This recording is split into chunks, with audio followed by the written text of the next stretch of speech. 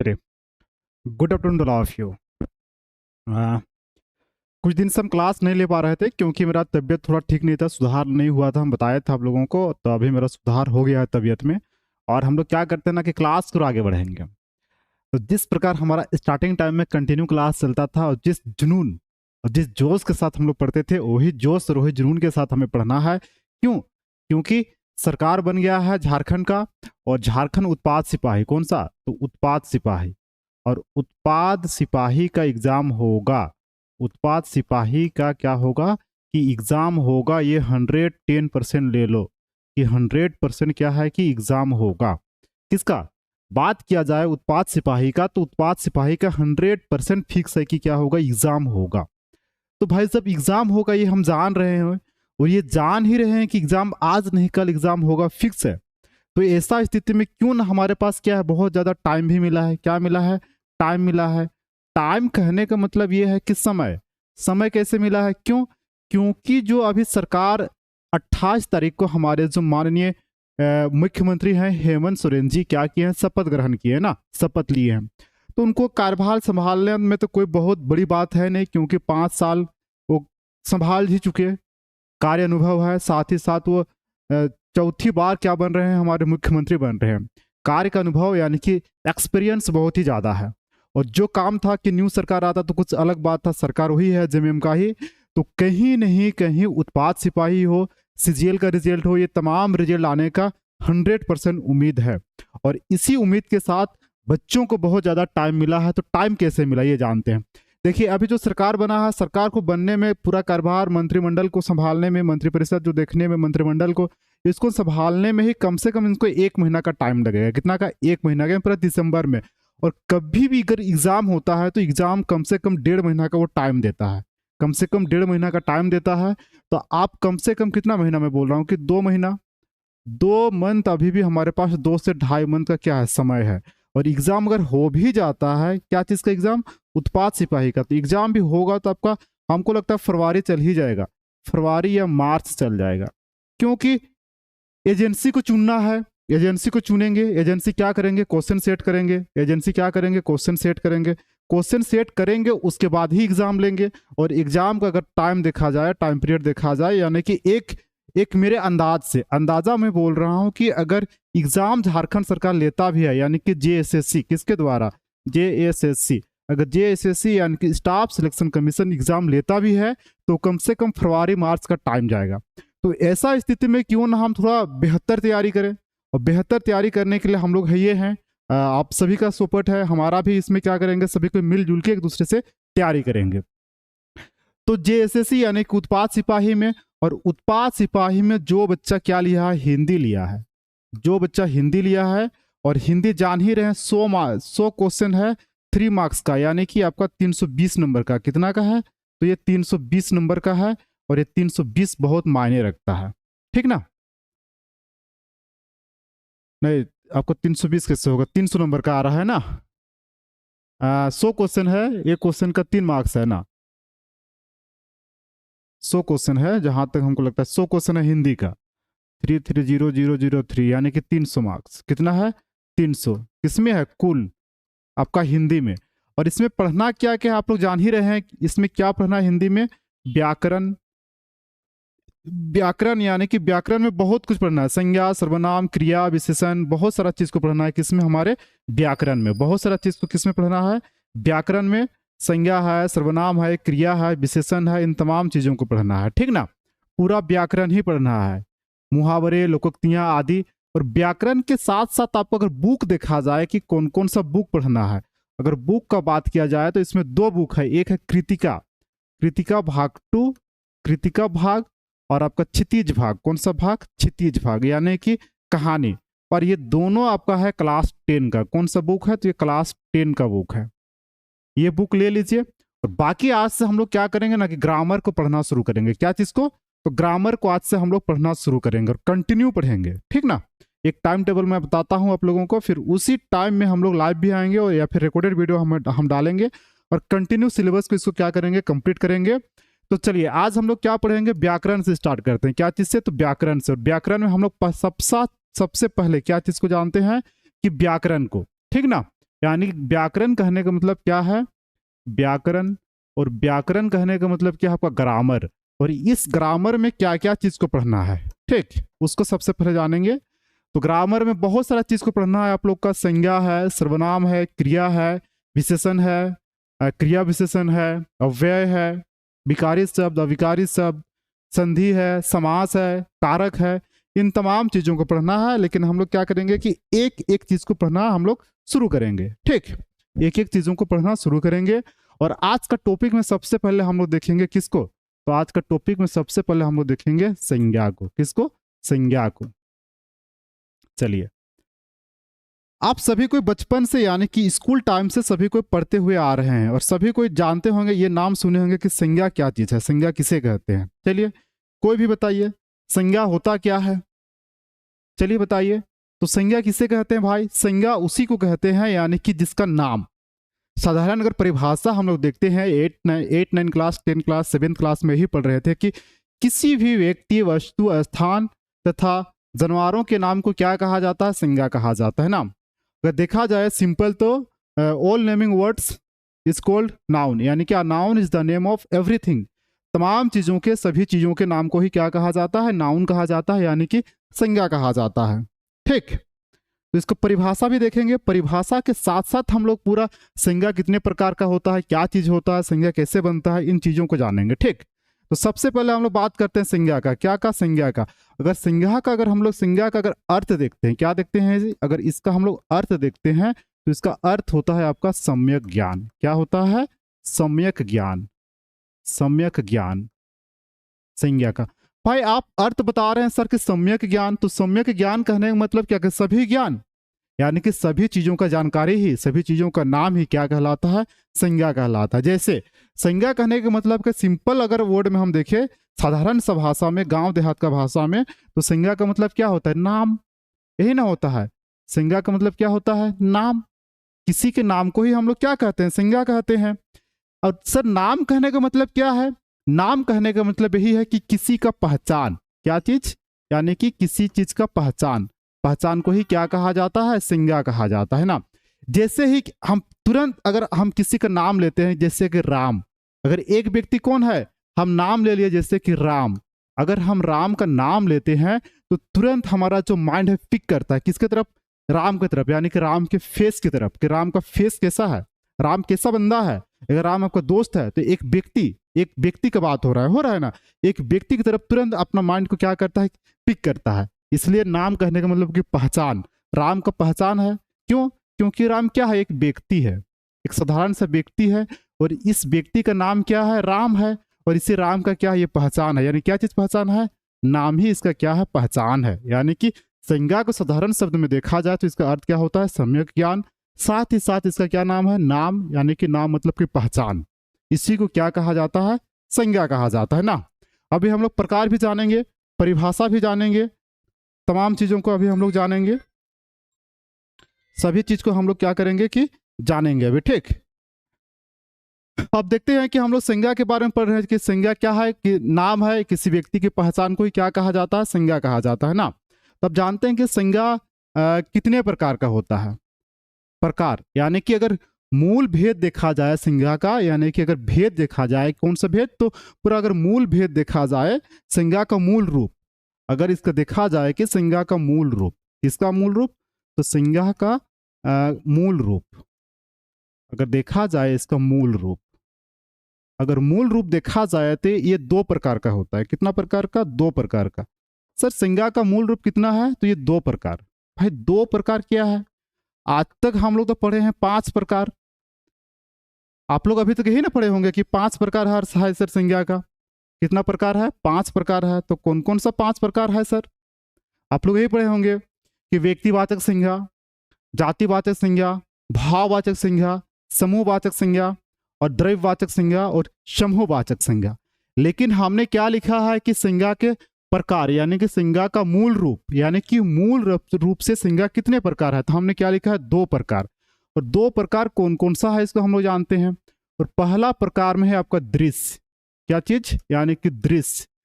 और सेकेंड प्रकार में कौन सा है, अदृश्य, यानी कि दृश्य कहने का मतलब है जिसको हम लोग क्या कर सकते हैं, देख सकते हैं, उसको क्या कहा जाता है, दृश्य।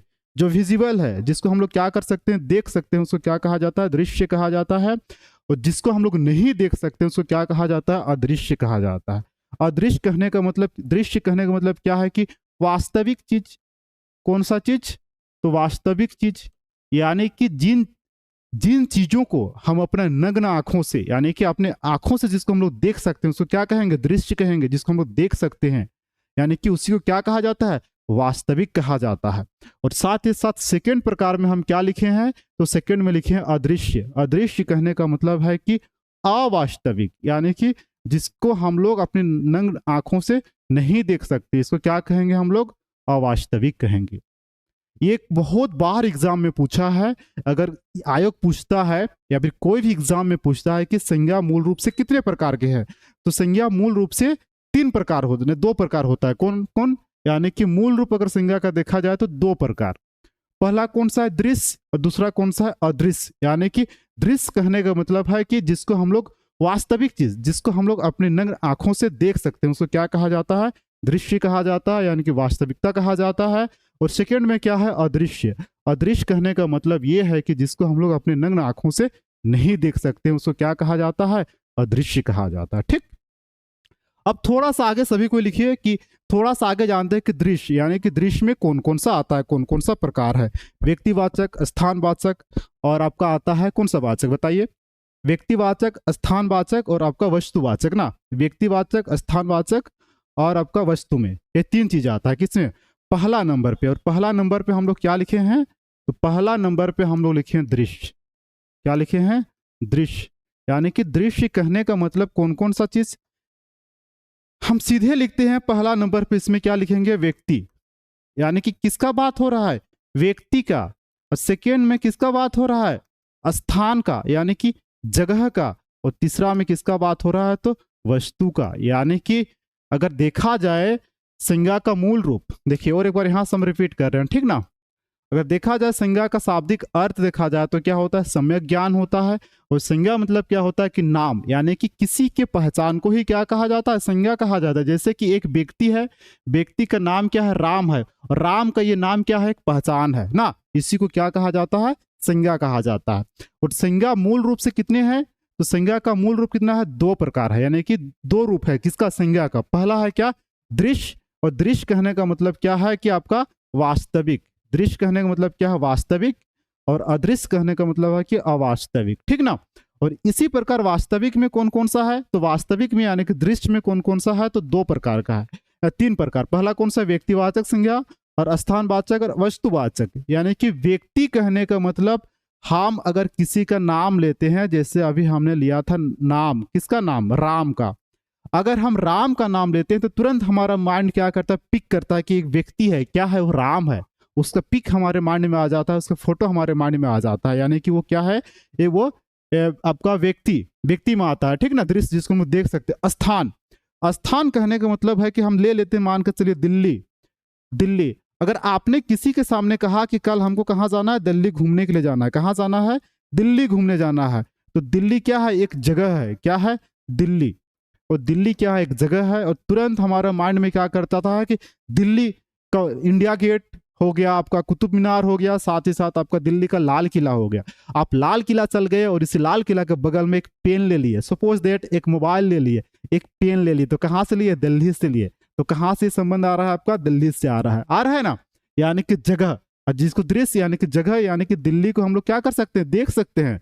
राम एक व्यक्ति है, राम को हम लोग क्या कर सकते हैं, देख सकते हैं। इसी प्रकार देखा जाए तो एक वस्तु बोला जा रहा है। इसी दिल्ली में अगर हम चल गए और एक क्या ले लिए, पेन ले लिए, एक मोबाइल ले लिए, क्या ले लिए, एक मोबाइल ले लिए, यानी कि जिसको हम लोग देख सकते हैं। यानी कि दृश्य में देखा जाए तो कितना है, 3, व्यक्ति, स्थान और वस्तु।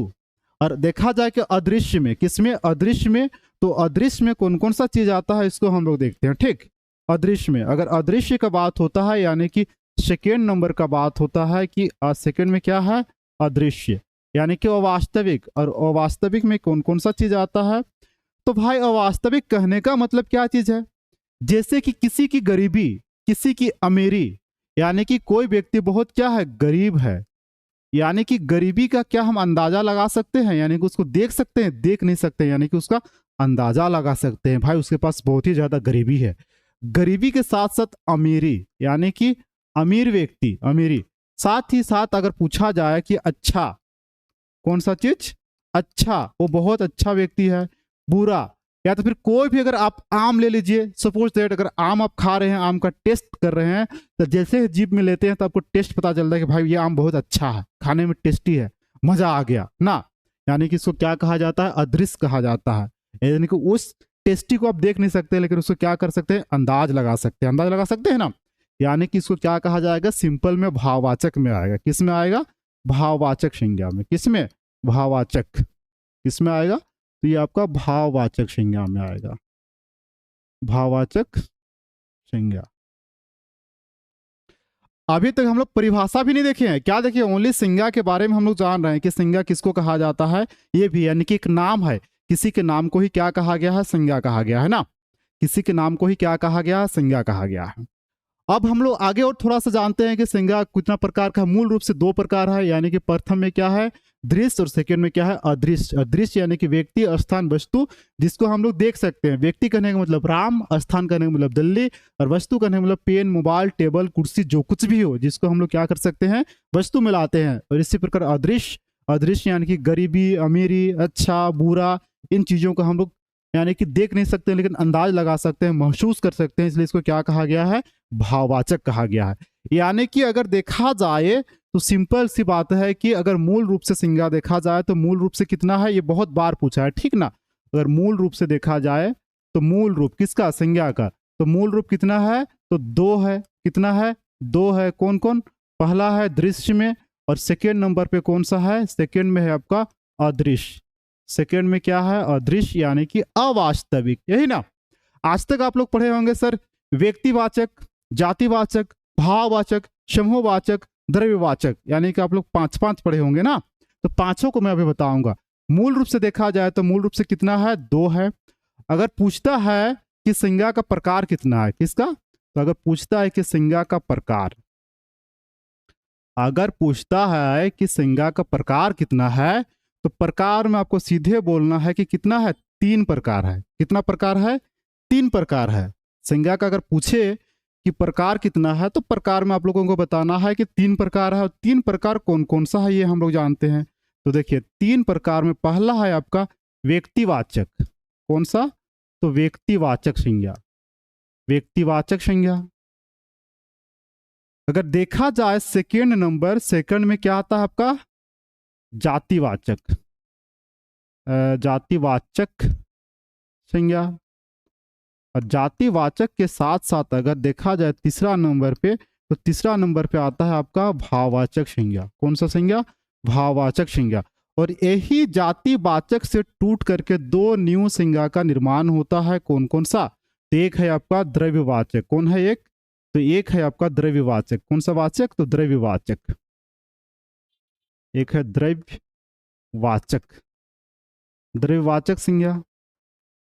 साथ ही साथ आपका एक आ जाता है समूहवाचक। कौन सा, एक आता है समूहवाचक संज्ञा, समूहवाचक संज्ञा। सेकंड में देखिए, अभी तक आप लोग यही पढ़े हैं परिभाषा में कि किसी भी व्यक्ति, वस्तु, स्थान तथा जानवरों के नाम को क्या कहा जाता है, संज्ञा कहा जाता है। लेकिन अगर संज्ञा का अगर भेद देखा जाए संज्ञा का, या फिर मूल रूप से पूछे, तो मूल रूप से कितना प्रकार है, कि दो प्रकार। एक क्या हो गया, दृश्य यानी कि वास्तविक, और एक अदृश्य यानी कि अवास्तविक। और दृश्य क्या है, अदृश्य क्या है, जस्ट हमने इससे पीछे बताया थोड़ा सा, एक सेकंड दो सेकंड पहले। अगर देखा जाए कि संज्ञा का प्रकार, ओनली प्रकार पूछेगा तो कितना प्रकार है, तो ओनली प्रकार पूछे तो तीन प्रकार है। कौन कौन सा, तो व्यक्तिवाचक संज्ञा, जातिवाचक संज्ञा और भाववाचक संज्ञा। और इसी जातिवाचक संज्ञा से टूट करके दो बनता है। एक कौन सा है, द्रव्यवाचक संज्ञा, और एक समूहवाचक संज्ञा। द्रव्यवाचक कहने का मतलब है कि जो तरल पदार्थ में मिलेगा, और समूहवाचक कहने का मतलब है कि जो समूह में यानी कि ग्रुप में मिलेगा। जैसे आर्मी, चाबी का गुच्छा होता है ना। तो एक एक चीज को अब हम लोग जानेंगे। अगर एग्जाम पूछता है कि संज्ञा का कुल कितना प्रकार है, ठीक ना, देखो मूल रूप दो है, संज्ञा के प्रकार कितना है, तीन है। अगर पूछता है आयोग कि संज्ञा का कुल प्रकार, अगर संज्ञा का कुल प्रकार, अगर पूछता है कि संज्ञा के कुल प्रकार कितने हैं, तो कुल प्रकार में कितना लिखना है, तो 5 प्रकार लिखना है। कितना प्रकार, तो 5 प्रकार। और 5 प्रकार में कौन कौन सा है सर, ये भी बता दीजिए। जब आप बता रहे हैं कि कुल प्रकार कितना है, 5 है, तो 5 में से कौन कौन सा है, तो 5 में से पहला हम लोग को क्या पढ़ना है, व्यक्तिवाचक संज्ञा। कौन सा संज्ञा, तो व्यक्तिवाचक। कौन सा संज्ञा, व्यक्तिवाचक संज्ञा। और व्यक्तिवाचक के साथ साथ हम लोग का क्या है, जातिवाचक, जातिवाचक संज्ञा, जातिवाचक संज्ञा। और जातिवाचक के साथ साथ हमारा अगर तीसरा नंबर देखा जाए, तो तीसरा में क्या है हम लोग का, भाववाचक। तीसरा में क्या है, तो भाववाचक। और भाववाचक के साथ साथ अगर देखा जाए चौथा नंबर पे, तो चौथा नंबर पे आपका आता है, यानी कि जातिवाचक से ही टूट करके बना है ना। तो चौथा पे कौन सा आता है, तो द्रव्यवाचक संज्ञा। क्या है, द्रव्यवाचक, द्रव्यवाचक, द्रव्यवाचक संज्ञा। और द्रव्यवाचक के साथ साथ अंतिम देखा जाए पांचवां नंबर पे, किसमें, पांचवां नंबर पे, तो पांचवां में आपका आता है समूहवाचक। कौन सा, तो समूहवाचक संज्ञा, समूहवाचक संज्ञा। समझ में आ रहा है कहानी। यानी कि यही 5 संज्ञा के बारे में हम लोग को पढ़ना है। किसमें पढ़ना है, तो इसी में, यानी कि हम लोग का जो अभी होगा पढ़ाई संज्ञा। अगर उत्पाद सिपाही को देखा जाए, तो उत्पाद ही सिपाही के नज़र में तो क्या है कि अगर संज्ञा को हम लोग देखते हैं तो कितना है, अगर इसका अगर मूल रूप पूछता है तो मूल रूप कितना है, 2 है। यानी कि दृश्य, अदृश्य। और संज्ञा अगर प्रकार पूछता है तो 3 प्रकार है, व्यक्तिवाचक संज्ञा, जातिवाचक संज्ञा, और तीसरा में है भाववाचक। और वही व्यक्तिवाचक से टूट करके 2 बनता है, द्रव्यवाचक और समूहवाचक। उसको अलग अलग करने के लिए, यानी कि जानने के लिए, ताकि स्टूडेंट को या फिर दुनिया में जो लोग हैं उनको स्टडी करने में, समझने में, इसको पढ़ने में काफ़ी ईजी हो। इसलिए हमारे जो लेखक हैं, यानी कि जो विद्वान हैं, विद्वानों ने क्या किया, उसको अलग अलग भागों में टुकड़ा किया, यानी उसको तोड़ के बनाया। अगर पूछता है आयोग के मूल रूप कितना है, तो 2 है, दृश्य, अदृश्य। और संज्ञा के प्रकार पूछता है तो 3 है, व्यक्तिवाचक, जातिवाचक और भाववाचक। और यही जातिवाचक से टूट करके 2 निकलता है, एक द्रव्यवाचक संज्ञा और एक समूहवाचक संज्ञा। अगर आयोग आपसे पूछता है कि संज्ञा का कुल प्रकार कितना है, तो कुल प्रकार में आपको बताना है कि 5 प्रकार। कितना प्रकार, तो कुल में आपको बताना है कि 5 प्रकार। कुल में कितना बताना है, तो कुल में बताना है 5 प्रकार। और 5 प्रकार कौन कौन सा है, ये भी हम लोग देख लिए। पहला है व्यक्तिवाचक संज्ञा, दूसरा है जातिवाचक, भाववाचक, द्रव्यवाचक और समूहवाचक। इसी पांचों को हम लोग को क्या करना है, पढ़ के कंप्लीट करना है ना।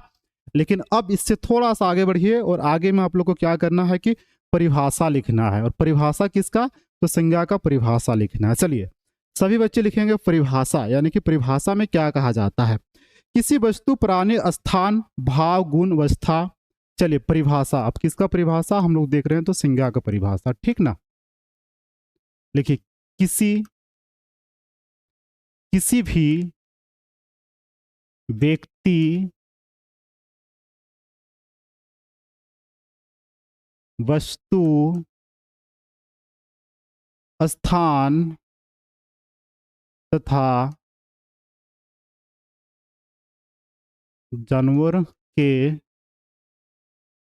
नाम को क्या कहा जाता है, संज्ञा कहा जाता है।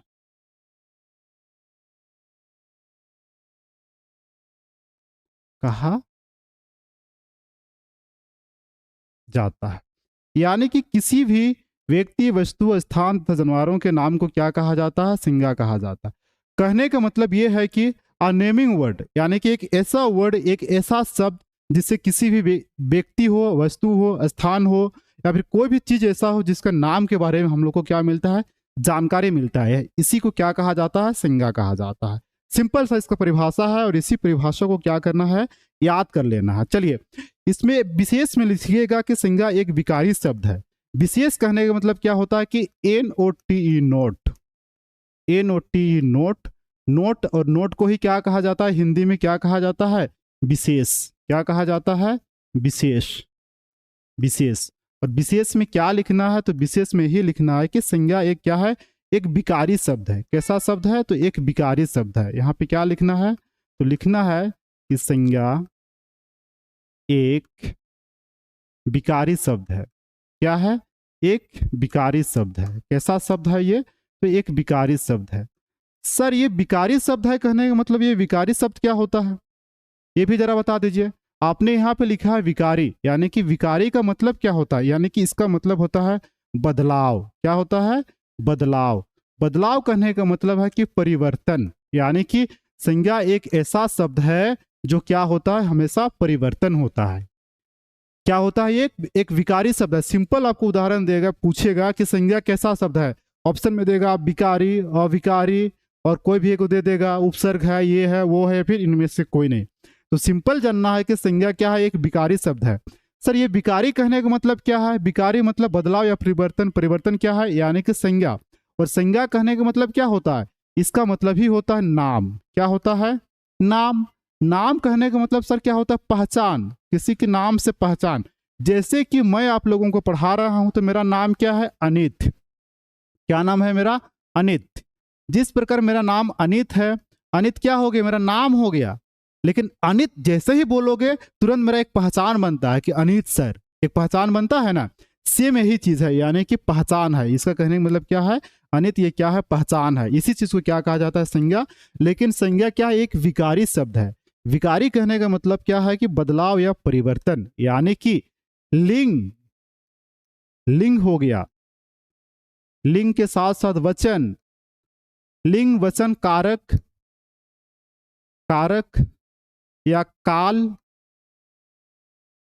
आदि के प्रभाव में जो परिवर्तन लाता है उसको क्या कहा जाता है? विकारी शब्द कहा जाता है। यानी कि लिंग हुआ, वचन हुआ, कारक हुआ, काल हुआ, आदि के प्रभाव से क्या होता है? एक परिवर्तन होता है। लिंग वचन कारक आदि के प्रभाव से, आदि के प्रभाव से, यानी कि इसके प्रभाव से क्या होता है? परिवर्तन होता है।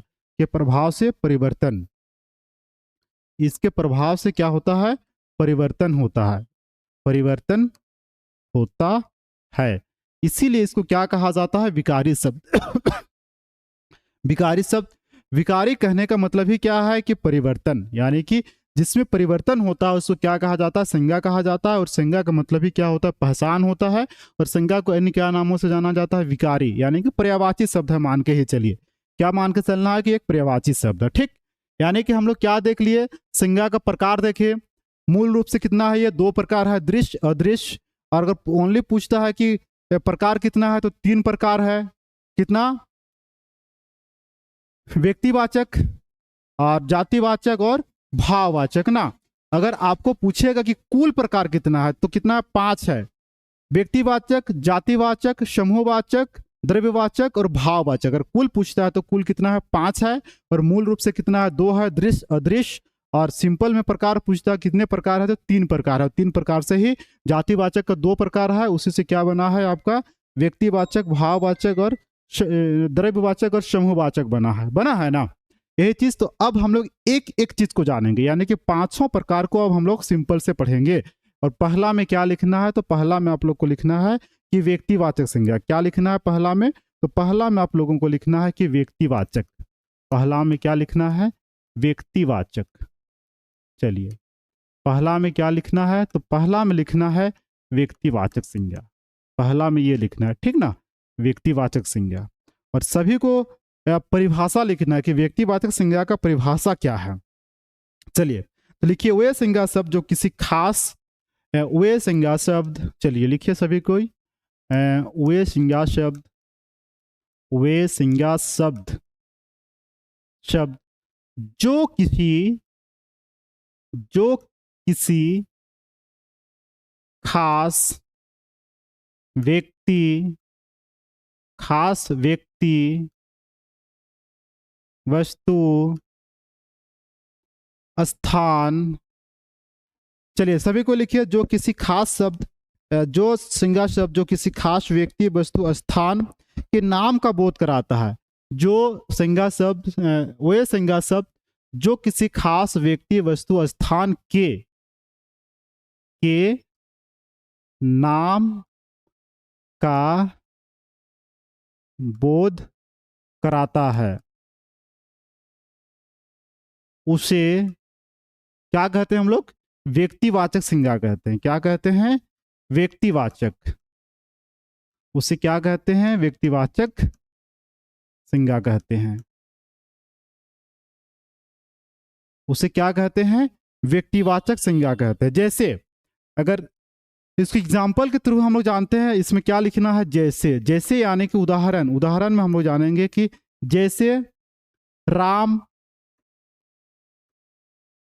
श्याम, साथ ही साथ देखा जाए तो दिल्ली, दिल्ली, रांची, ये क्या है? एक खास जगह है ना। इस जगह का क्या है? इसमें नाम है, इसलिए इसको क्या कहा गया है कि किसी भी व्यक्ति वस्तु स्थान यानी खास व्यक्ति वस्तु स्थान के नाम को क्या कहा जाता है? संज्ञा कहा जाता है। अगर सिंपल लिखा जाए, अगर हम किसी पर्वत का नाम देते हैं तो मान के चलिए हिमालय, सिंपल हिमालय क्या है? एक पर्वत है ना। तो हम क्या करते हैं? इसको आदि करते हैं, यानी कि जो एक से ज्यादा ना हो, यानी कि उसी को क्या कहा जाता है? खास कहा जाता है। तो सब नाम तो अनेकों हो सकता है, लेकिन व्यक्ति तो एक ही है। एक व्यक्ति का राम, इसका भी नाम हो सकता है, उसका भी, लेकिन खास व्यक्ति है दोनों में से। क्या बोल रहा है? वे संज्ञा शब्द जो किसी खास व्यक्ति वस्तु स्थान के नाम का बोध कराता है, उसे क्या कहते हैं हम लोग? तो उसे हम लोग कहते हैं व्यक्तिवाचक संज्ञा। जैसे कि राम, राम एक खास व्यक्ति है। यहाँ पे आप लोग अपना भी नाम लिख सकते हैं। मैं जैसे अपना नाम लिख रहा हूँ अनित, अनित भी एक खास पर्सन है, खास व्यक्ति है ना। श्याम, दिल्ली, रांची, हिमालय आदि क्या है आपका? खास है। यानी कि हिमालय क्या? पर्वत है। और अगर यहीं पे क्या लिख देता कि पर्वत, अगर पर्वत लिखता तो ये किस में आ जाता? आपका जातिवाचक में। जातिवाचक कैसे आएगा सर? पर्वत कहने का मतलब सभी पर्वत, सब पर्वत का बोध हो रहा है, इसलिए इसको क्या कहते हैं हम लोग? जातिवाचक। लेकिन हिमालय ओनली किसी एक एक पर्वत का नाम है ना, एक स्पेशल पर्वत का नाम है, इसलिए ये क्या आपका किस में आएगा? ये आएगा आपका व्यक्तिवाचक में। किस में आएगा ये? तो ये आपका आएगा व्यक्तिवाचक में, क्योंकि एक खास पर्वत का बात हो रहा है। कौन सा पर्वत का? यानी कि हिमालय पर्वत का बात हो रहा है ना। अगर यहीं पे अगर नाम आ जाता आपका कि पूरा ओनली पर्वत रहता, तो ये ओनली पर्वत रहता, तो ओनली पर्वत में हम लोग किसको डालते? तो ओनली पर्वत होने से क्या डालते? ओनली पर्वत रहता तो इसको क्या कहा जाता? तो इसको कहा जाता जातिवाचक। क्या कहा जाता? जातिवाचक। लेकिन इसको हम लोग किसमें डालेंगे? व्यक्तिवाचक में, क्योंकि एक खास यानी कि स्पेशल क्या चीज का बात हो रहा है? पर्वत का बात हो रहा है। और कौन सा पर्वत का बात हो रहा है? तो हिमालय पर्वत का बात हो रहा है ना। इसीलिए ये क्या है? व्यक्तिवाचक। यानी कि किसी के नाम को हम लोग किस में डालते हैं? व्यक्तिवाचक में डालते हैं। समझ में आ रहा होगा? यानी कि व्यक्तिवाचक संज्ञा वे संज्ञा शब्द जो किसी खास व्यक्ति वस्तु स्थान के नाम का बोध कराता है, उसे क्या कहा जाता है? व्यक्तिवाचक संज्ञा कहते हैं। साथ ही साथ जैसे राम, श्याम, दिल्ली, दिल्ली एक खास जगह का नाम है। क्या है? ये एक जगह है ना, खास जगह। रांची भी क्या है? एक खास जगह है। यानी कि खास जगह कहने का मतलब क्या है? ये झारखंड का राजधानी है, ये देश का राजधानी है ना। जिस प्रकार हमने उदाहरण दिया हिमालय पर्वत, ओनली पर्वत लिखे तो किसमें आता? जातिवाचक में। और ओनली एक स्पेशल नाम के साथ पर्वत का नाम लिखेंगे, जैसे हिमालय पर्वत हुआ, नीलगिरी की पर्वत हो गया, अनाय मुंडी है, जो कुछ भी आप पर्वत लीजिए, तो ये पर्वत अगर नाम स्पेशल हम लोग लेते हैं तो वो किस में आएगा? व्यक्तिवाचक में आएगा। समझ में आ रहा है सभी को? चलिए नेक्स्ट लाइन में सभी बच्चे लिखेंगे। नेक्स्ट में लिखिए, नेक्स्ट में थोड़ा सा आगे आप लोग लिखिए नोट। व्यक्तिवाचक संज्ञा का प्रयोग हमेशा एक वचन में होता है। चलिए NOT नोट में, और नोट को हम लोग हिंदी में क्या बोलते हैं? विशेष बोलते हैं ना। तो विशेष में क्या लिखना है? चलिए सभी कोई लिखेगा विशेष। किसमें? तो विशेष में। और इस विशेष में क्या लिखना है? तो चलिए सभी बच्चे विशेष में लिखेंगे कि व्यक्तिवाचक संज्ञा का प्रयोग हमेशा एक वचन में होता है। क्या होता है? कि व्यक्तिवाचक संज्ञा का प्रयोग हमेशा एक वचन में होता है। किसमें होता है? तो व्यक्तिवाचक संज्ञा का प्रयोग हमेशा एक वचन में होता है। चलिए देखिए, व्यक्तिवाचक, व्यक्तिवाचक संज्ञा, व्यक्तिवाचक संज्ञा का प्रयोग, व्यक्तिवाचक संज्ञा का प्रयोग हमेशा हमेशा किसमें होता है? एक वचन में होता है। हमेशा एक वचन में होता है। चलिए तो कैसे जानते हैं? एक उदाहरण से हम लोग जानते हैं कि व्यक्तिवाचक संज्ञा का प्रयोग हमेशा किसमें होता है? एक वचन में होता है। तो एक वचन में कैसे होता है, इसको हम लोग जानेंगे। जैसे कि राम, गंगा, दिल्ली, मान के चलिए उदाहरण में हम लोग लिखते हैं जैसे में, यानी कि जैसे कहने का मतलब क्या होता है कि उदाहरण। हम लिख दिए राम, एक व्यक्ति का नाम है। साथ ही साथ हम लिख दिए यहाँ पे गंगा, बताए थे गंगा नदी बोला जाएगा तो व्यक्तिवाचक में आएगा। एक स्पेशल नदी है, एक नाम आ रहा है। अगर ओनली हम लोग नदी बोलेंगे तो नदी किस में आएगा, जातिवाचक, यानी कि संपूर्ण नदियों का बोध हो रहा है ना। तो जिस प्रकार हमने क्या लिखा, राम लिखा, गंगा लिखा, गंगा के साथ साथ अगर आप लिखना चाहते हैं तो नेक्स्ट में लिखिए कोई जगह का नाम ले लेते हैं। जगह में जैसे हम लिखते हैं दिल्ली, मान के चलिए हम ले लेते हैं दिल्ली। या और कोई लिपि का अगर नाम लिखना है तो लिपि में लिख लीजिए देवनागरी, देवनागरी। यानी कि इन तमाम चीजों को क्या क्या हम लोग क्या बहुवचन बना सकते हैं। देखिए व्यक्तिवाचक संज्ञा का प्रयोग हमेशा किस में होता है, एक वचन में होता है। यानी कि जैसे हो गया आपका राम, क्या हो गया, राम, गंगा, दिल्ली, देवनागरी, क्या इसका हम बहुवचन बना सकते हैं, तो कदापि नहीं। यानी कि हम कभी भी इसका क्या कर सकते हैं कि बहुवचन नहीं बना सकते हैं। तो देखिए हम लोग नोट में यानी कि विशेष में NOTE नोट, क्या होता है, NOTE नोट, नोट में विशेष में हम क्या लिखे हैं, व्यक्तिवाचक संज्ञा का प्रयोग हमेशा किस में किया जाता है, एक वचन में किया जाता है। जैसे कि राम, राम एक व्यक्ति है इस समय, क्या इसका आप बहुवचन बना सकते हैं, कभी नहीं बना सकते, नहीं बना सकते हैं ना। यानी कि राम क्या है, एक आपका एक वचन में है, रामे, रामो, ये तो नहीं बोल सकते हम लोग। गंगा, यानी कि एकमात्र नदी है गंगा, तो क्या उसको हम लोग बहुवचन में बना सकते हैं, यानी कि सिंगुलर टू प्लूरल, एक वचन यानी कि एक, और बहुवचन करने का मतलब कि एक से अधिक। क्या गंगा नदी एक से अधिक है, नहीं है। सेम इसी प्रकार आते एक जगह, जगह का नाम क्या है, दिल्ली, तो क्या दिल्ली एक से ज्यादा है, बिल्कुल नहीं है, एक ही दिल्ली शहर है हमारा, जो कि हमारा प्यारा भारत, हमारा प्यारा हिंदुस्तान, और हमारा हिंदुस्तान का क्या है, वो राजधानी है ना। सेम वैसा ही हम लोग देखते हैं देवनागरी लिपि, जिस लिपि का हम लोग प्रयोग करते हैं ना, तो यहाँ पे नोट में क्या लिखना है कि हम लोग व्यक्तिवाचक संज्ञा में क्या ये बहुवचन में प्रयोग नहीं होता है। तो सिंपल में सभी को लिखिएगा, सभी बच्चे, बहुवचन हम लोग नहीं बना सकते हैं। यानी कि व्यक्तिवाचक संज्ञा का प्रयोग हमेशा एक वचन में होता है। तो यहाँ पे क्या लिखना है कि बहुवचन, क्या लिखना है, बहुवचन, बहुवचन नहीं बना सकते हैं। क्या नहीं कर सकते हैं, बहुवचन नहीं बना सकते हैं, बहुवचन नहीं बना, बहुवचन नहीं बना सकते हैं। यानी कि व्यक्तिवाचक संज्ञा को हम लोग पढ़ रहे हैं, कौन सा संज्ञा को पढ़ रहे हैं, 5 प्रकार है, और 5 प्रकार में हम लोग पहला पढ़ रहे हैं, और पहला में कौन सा है हम लोग का, व्यक्तिवाचक संज्ञा। यानी कि ओए संज्ञा शब्द जो किसी खास व्यक्ति, वस्तु और स्थान के नाम का बोध कराता है, उसे व्यक्तिवाचक संज्ञा कहते हैं। जैसे कि राम, श्याम, दिल्ली, रांची, हिमालय आदि। और हिमालय में हम उदाहरण भी दिए हैं, पर्वत, अगर पर्वत बोलेगा तो जातिवाचक में आएगा, संपूर्ण पर्वत का बोध होगा, ठीक ना। हिमालय क्या है, एक पर्वत है, और हिमालय कैसा, एक खास पर्वत है, दूसरा हिमालय नहीं है, एक ही हिमालय है। हाँ, हिमालय का प्रकार हो सकता है, ट्रांस हिमालय, हिमालय, बूढ़ा हिमालय, नया हिमालय होता है ना, ज्योग्राफी में आप लोग पढ़ते होंगे, वो हिमालय का प्रकार होगा, लेकिन एक ही हिमालय है ना। यानी कि पर्वत जातिवाचक में और हिमालय किस में आएगा, व्यक्तिवाचक में। साथ ही साथ इसी का हम लोग क्या लिखे हैं, एक विशेष लिखे हैं। और विशेष में क्या लिखे हैं, तो विशेष में हम लोग लिखे हैं कि विशेष व्यक्तिवाचक संज्ञा का प्रयोग हमेशा एक वचन में होता है, किसमें होता है, एक वचन में होता है। जैसे कि राम, गंगा, दिल्ली, देवनागरी लिखे हैं, इसका हम लोग क्या नहीं कर सकते हैं, बहुवचन नहीं बना सकते हैं। हो गया पहला। तो इसी के साथ साथ हम लोग क्या करते हैं, दूसरा नंबर की ओर बढ़ते हैं, यानी कि सेकेंड की ओर। और सेकेंड में हम लोग का क्या था, तो सेकेंड में था कि हम लोग का व्यक्तिवाचक के बाद हम लोग लिखे थे सेकेंड में जातिवाचक, क्या लिखे हैं, तो जातिवाचक संज्ञा।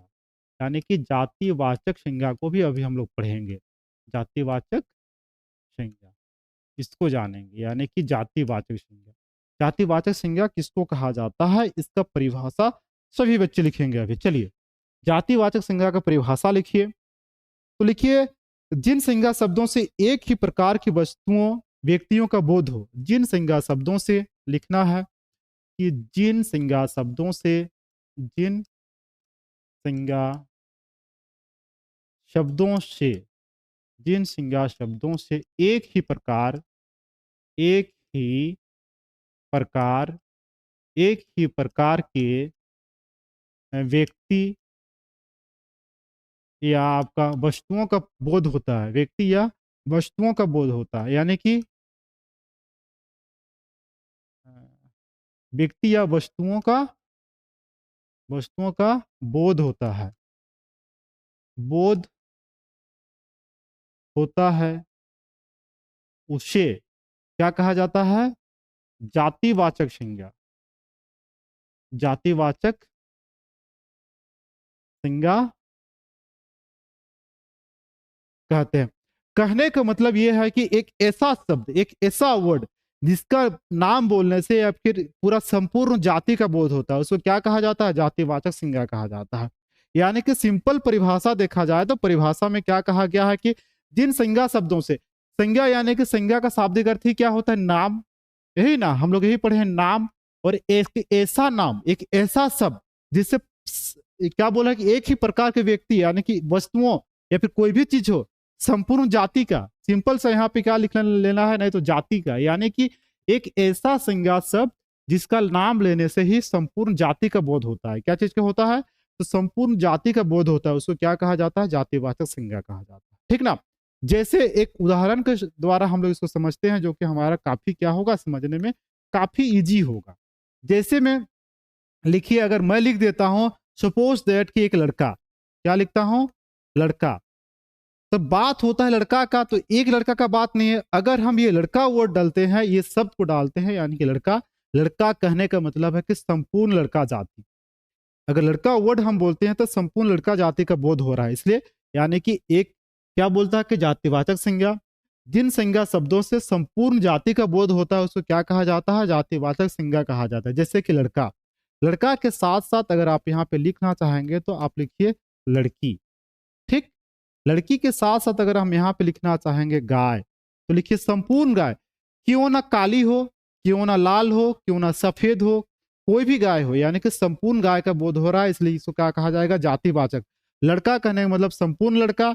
अगर हम लड़का में किसी का नाम लेते हैं, जैसे कि राम, सपोज दैट अगर हम राम लेते हैं तो राम जातिवाचक नहीं कहलाएगा, बल्कि ये क्या कहलाएगा? ये व्यक्तिवाचक कहलाएगा। क्यों भाई? क्योंकि ये खास व्यक्ति है ना? तो ये किस में आएगा?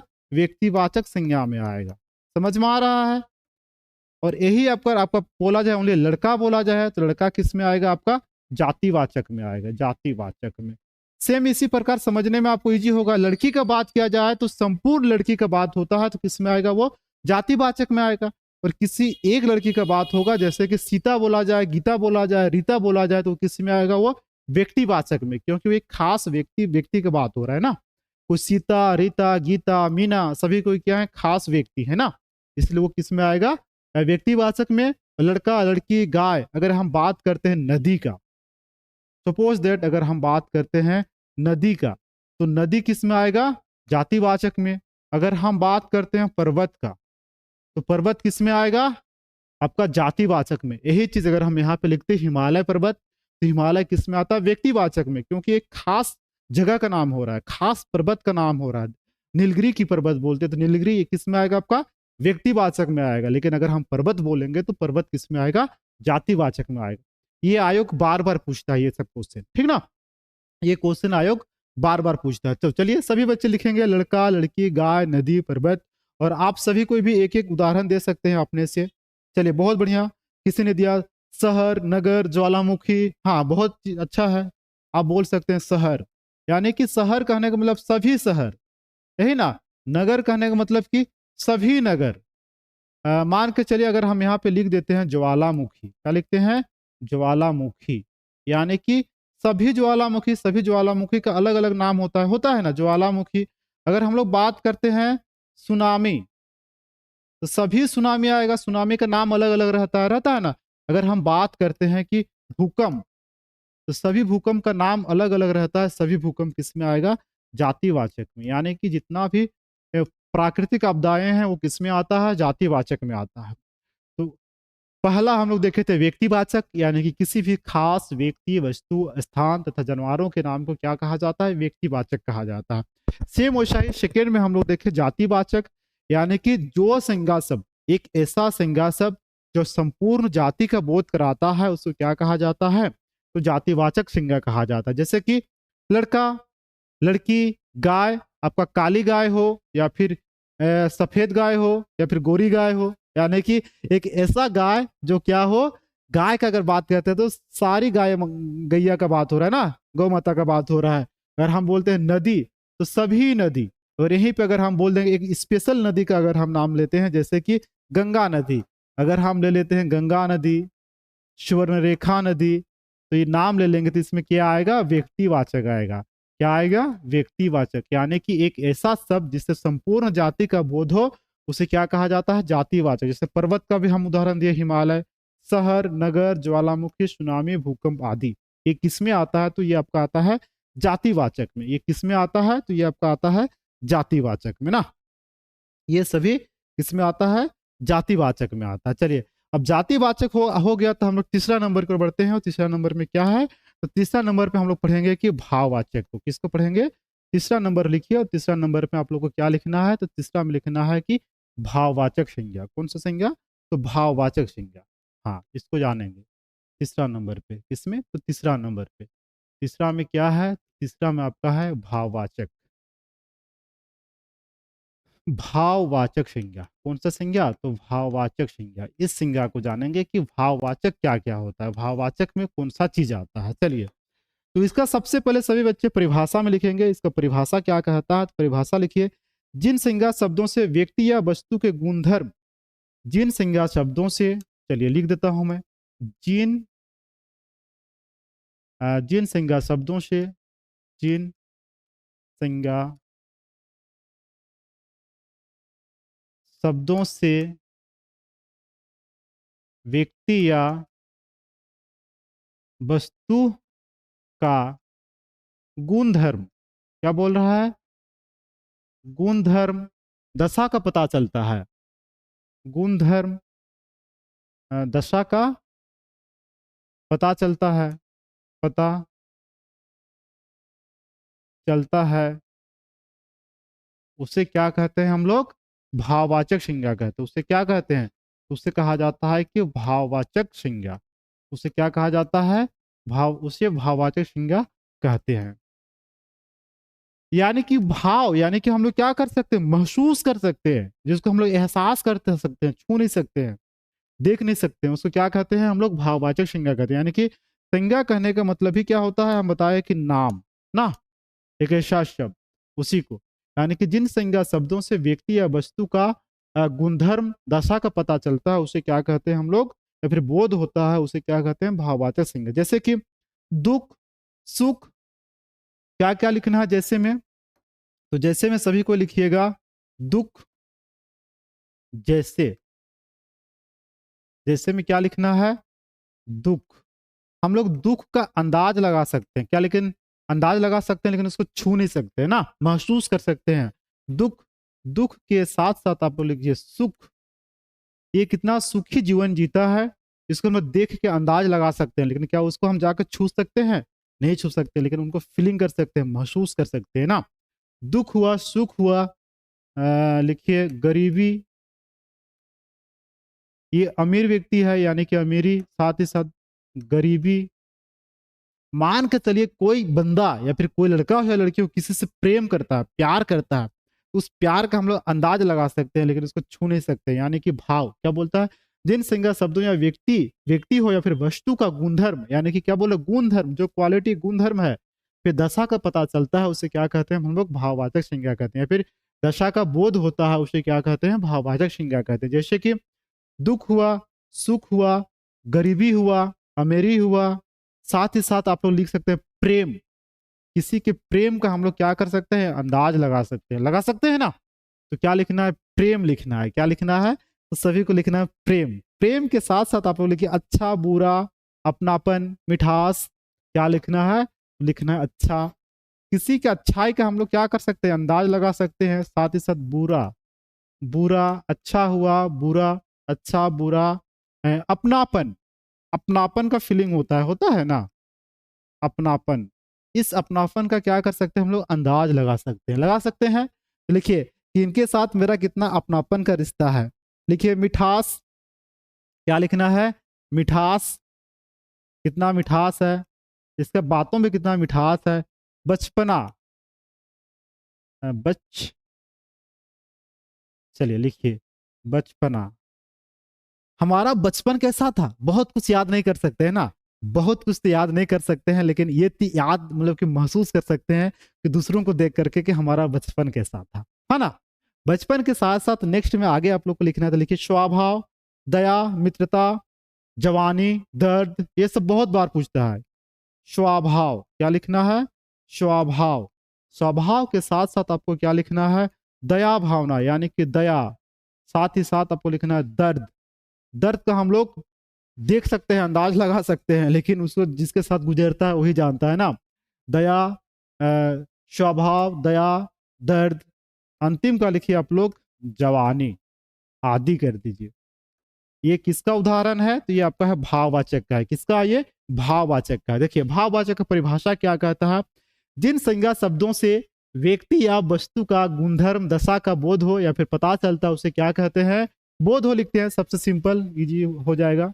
यानी कि जिन संज्ञा शब्दों से व्यक्ति या वस्तु का गुणधर्म दशा का बोध हो, क्या हो, बोध हो, उसे क्या कहते हैं, उसे भाववाचक संज्ञा कहते हैं। जैसे हम लोग एक उदाहरण से देखते हैं, उदाहरण दिए हैं, इस उदाहरण से जानेंगे। यानी कि दुख, साथ ही साथ सुख, अमीरी, गरीबी, प्रेम, कोई किसी से प्रेम करता है तो कितना प्रेम करता है, कितना गहराई तक प्रेम करता है, इसका हम लोग क्या कर सकते हैं, ओनली अंदाज लगा सकते हैं। लगा सकते हैं ना, जाके छू नहीं सकते हैं, देख नहीं सकते हैं, लेकिन एक फीलिंग कर सकते हैं, महसूस कर सकते हैं।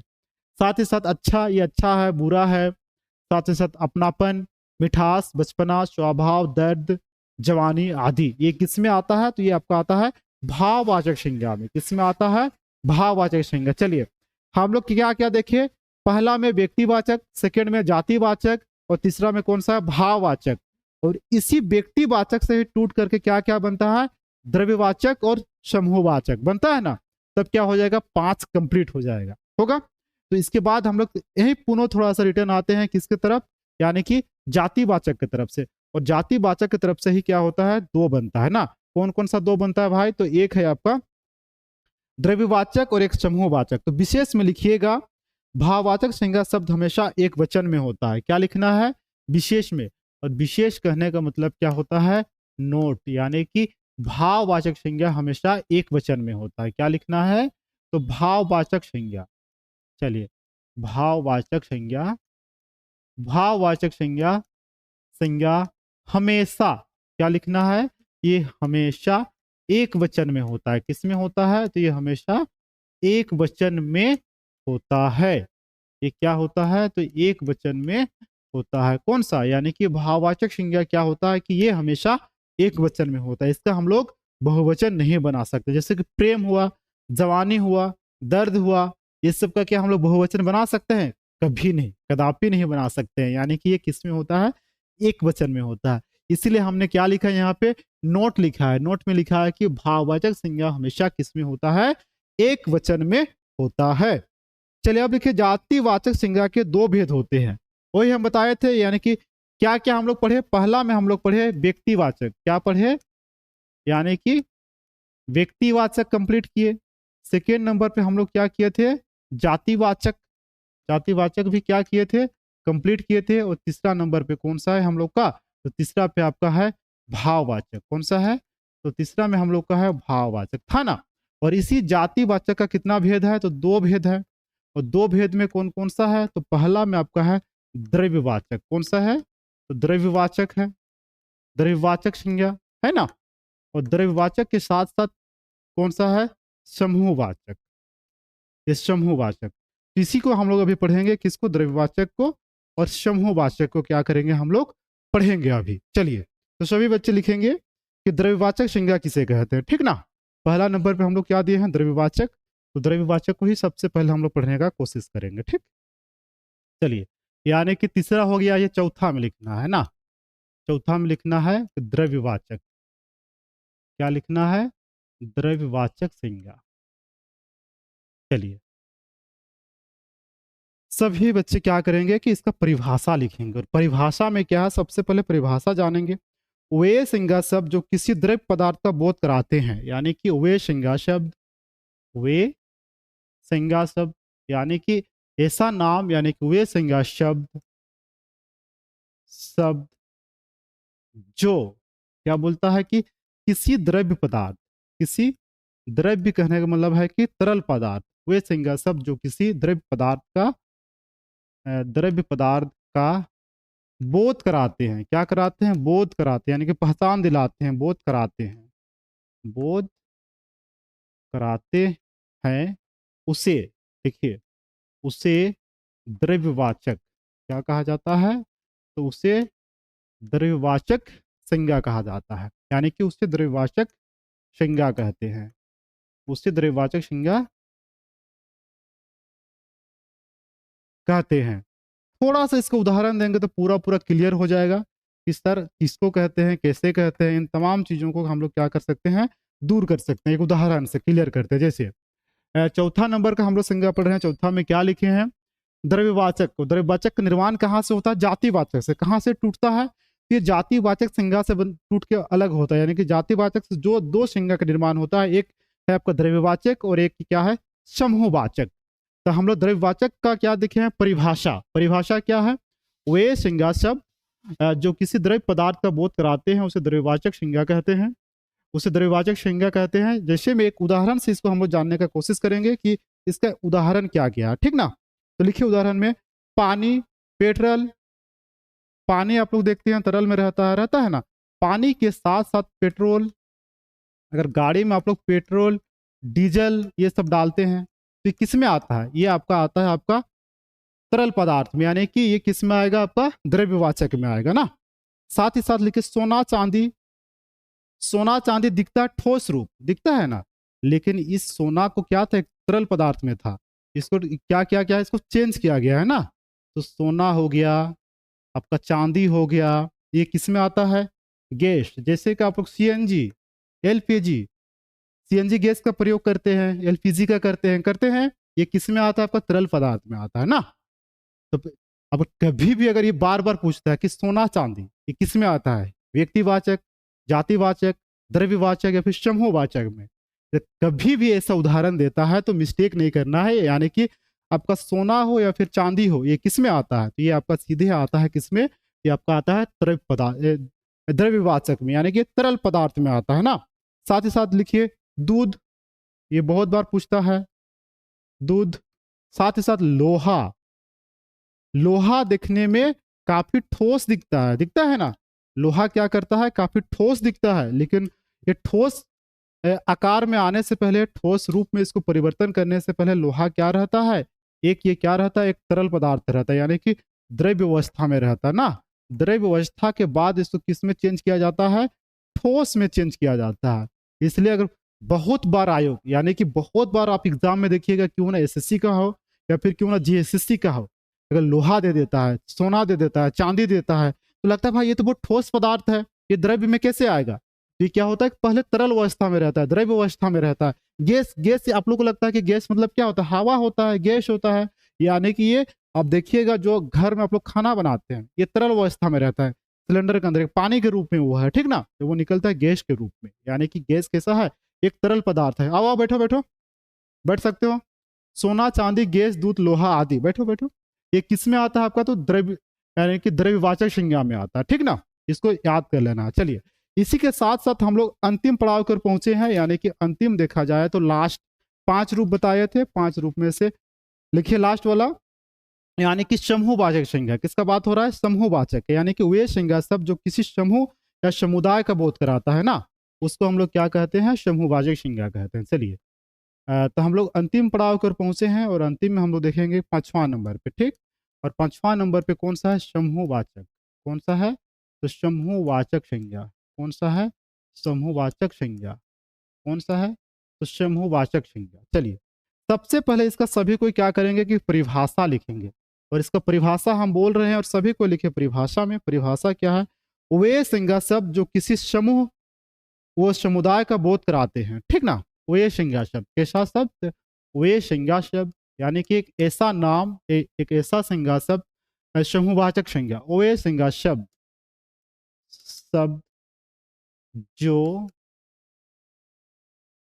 किसी समूह, यानी कि ग्रुप का बात हो रहा है, समूह या समुदाय, समूह या समूह या समुदाय, समुदाय कहने का मतलब ग्रुप का बात हो रहा है।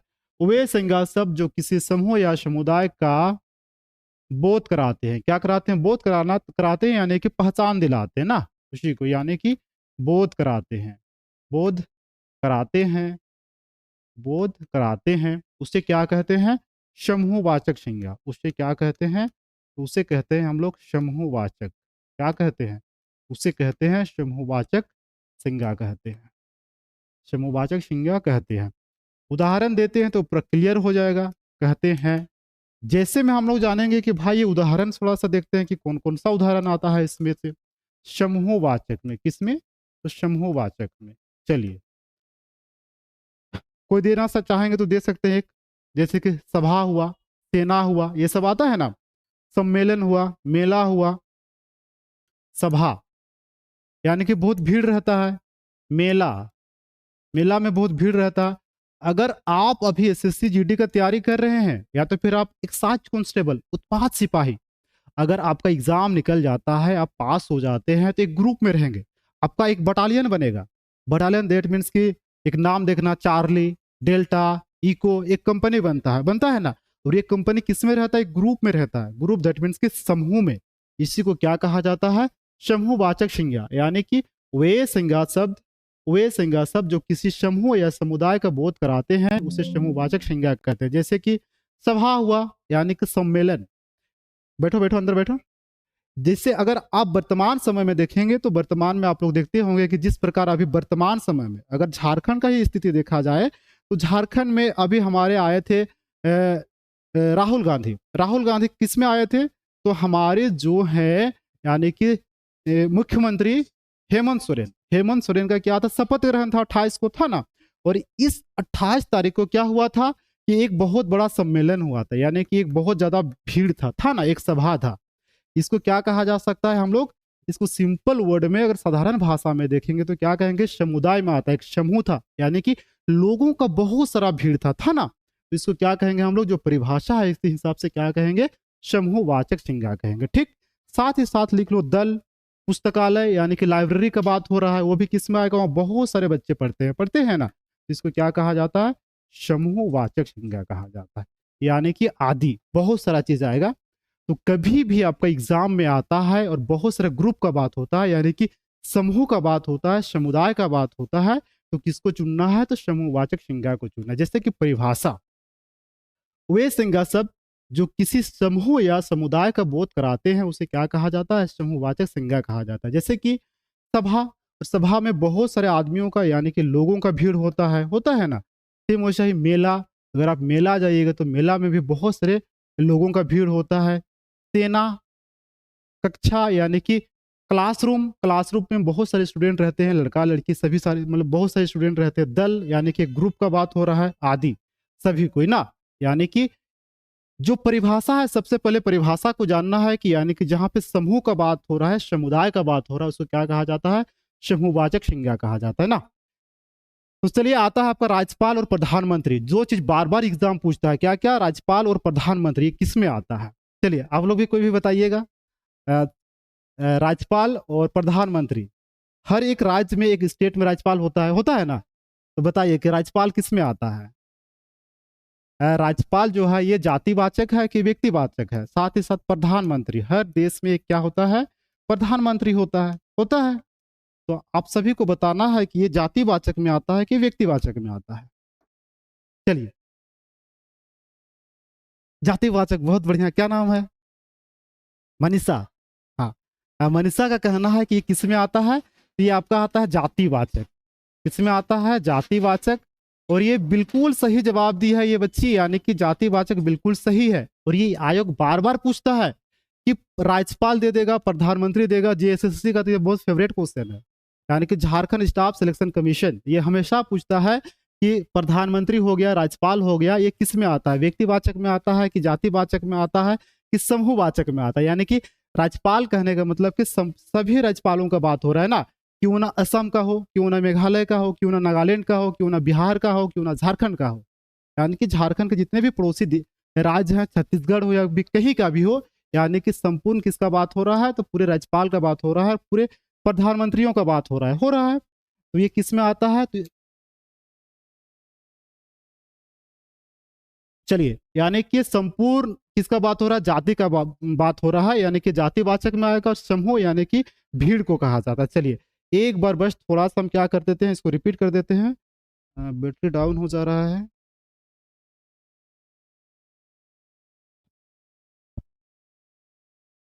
कहाँ पे है रे इसका? चलिए, बस रिपीट करते हैं और क्लास यहीं पे आज हम लोग का क्या होगा, अंत हो जाएगा। आओ आओ, बैठो बैठो बैठो। चलिए, बस एक बार रिपीट करना है।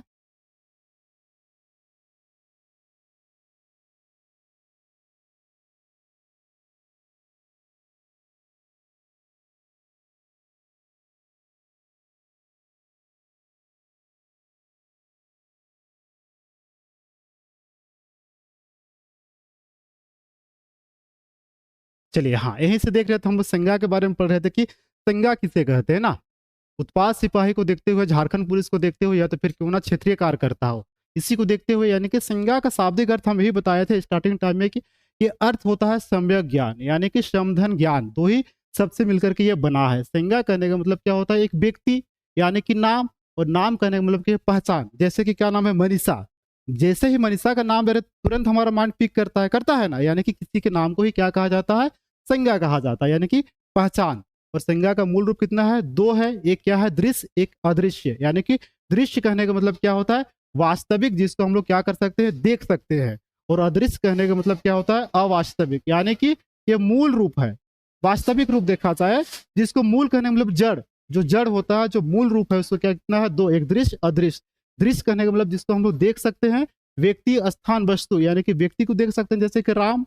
दिल्ली एक जगह है, तुरंत हमारा पिक कर रहा है, माइंड कर रहा है ना, यानी कि दिल्ली। दिल्ली के अगल बगल में अगर हम पेन लेते हैं, मोबाइल लेते हैं, यानी कि क्या है, कि वस्तु है ना। सेम इसी प्रकार अदृश्य, अदृश्य में गरीबी, अच्छा बुरा, ये सब को हम लोग नहीं देख सकते, इसको क्या कहा जाता है, भाववाचक में डाला जाता है। तो चलिए, तो यहीं पे हमारा क्लास को क्या करते हैं, अंत करते हैं, और नेक्स्ट वीडियो आएगा आप लोग का, इसके बाद संज्ञा के बाद कौन सा आता है, सर्वनाम, उसको भी हम लोग यूट्यूब में डालेंगे, ठीक ना। तो सारा वीडियो मिलेगा आपको यूट्यूब में। चलिए, आप सभी को थैंक यू।